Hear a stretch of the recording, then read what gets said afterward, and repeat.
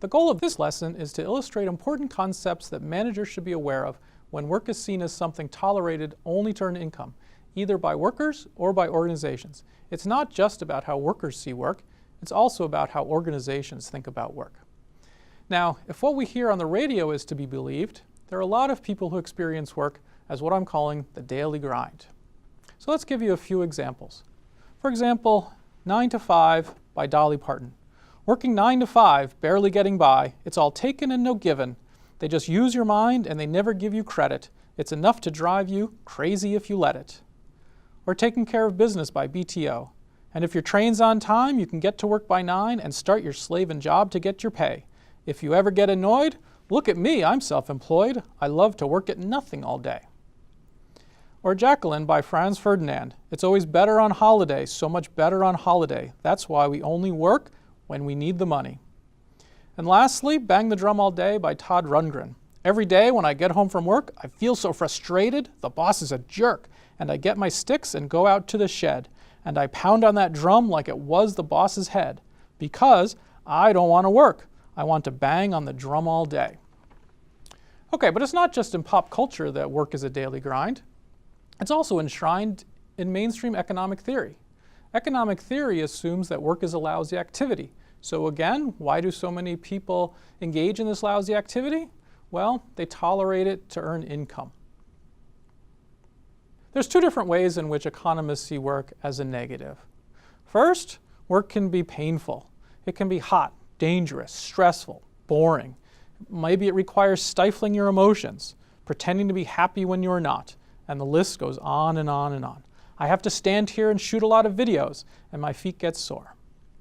Second, time spent at work can prevent you from spending time on leisure or other non-work activities that you prefer. Relaxing, hobbies, time with family and friends, vacation, caring for others, and again, the list goes on and on. Making these videos has taken a lot of time away from my family. So, once again, why do so many people endure this pain or this opportunity cost? Well, we all know the answer to that. It's for a paycheck. It's for money. It's for compensation. Even the word compensate reinforces the negativity of work. In general, compensate means to make up for or make amends for. So compensation for working is pay that makes up for, make amends for what you have to endure when you work.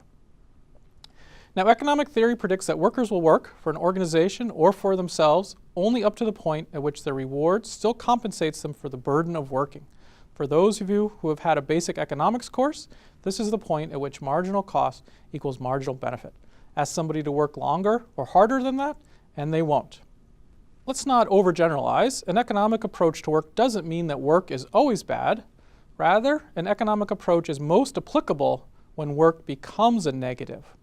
That is, when the work is particularly hard or stressful. For example, think about work at the end of a long day or at the end of a long week. This is when work can become both a pain cost and an opportunity cost. Or even at the beginning of the day, if a task is particularly boring, it can be painful. And this is when the real motivational challenges for managers begins. It's easy to motivate people when a task is just right. Not too easy, not too hard. It's easy to motivate people when they haven't been working too much so that it's cutting into other things that they want to do. But when work becomes a pain or it conflicts with other things that someone would rather be doing, that's when it becomes hard to motivate someone. So economic theory teaches us to pay particularly close attention to what economists call the margin. The margin is the border or the edge between two actions or outcomes. For example, think of the last extra hour you want someone in your work group to work. If this is right on the edge of whether they want to work more or not, then to get them to work that additional hour, you have to make this more attractive than their alternatives. Now, before someone hits that margin, work represents less of a pain or an opportunity cost, and therefore it's easier to get them to work. It's really on the margin where you need to pay attention to what it will take to get someone to do something extra. Now, you should also use this to think of the question as to where each of your employees thinks their margin exists. How much do they really want to work? At what point are you trying to push them too far? As another example of margin, suppose you need to hire or retain 10 people for a work unit. It might be easy to hire or retain the first 9 of them. Marginal analysis in economics, however, focuses our attention on what is it going to take to hire or retain the last worker, the 10th worker. And it's really the terms and conditions of employment that it's going to take to recruit or retain that individual that's going to drive compensation and other elements of the job for everybody. Now, when work becomes something negative that workers tolerate just to earn income, what many people call the daily grind, economic theorizing gives us a useful way to think about how workers behave. Specifically, economic analysis assumes that workers are self-interested and rational. And what do they like? They like income, but they don't like to work for it. So this is where useful concepts to managers arise. Think about pain costs and opportunity costs and how that ties to the nature of work in your organization and your ability to motivate workers and get them to work longer than they might otherwise want to. Remember to work past their margin.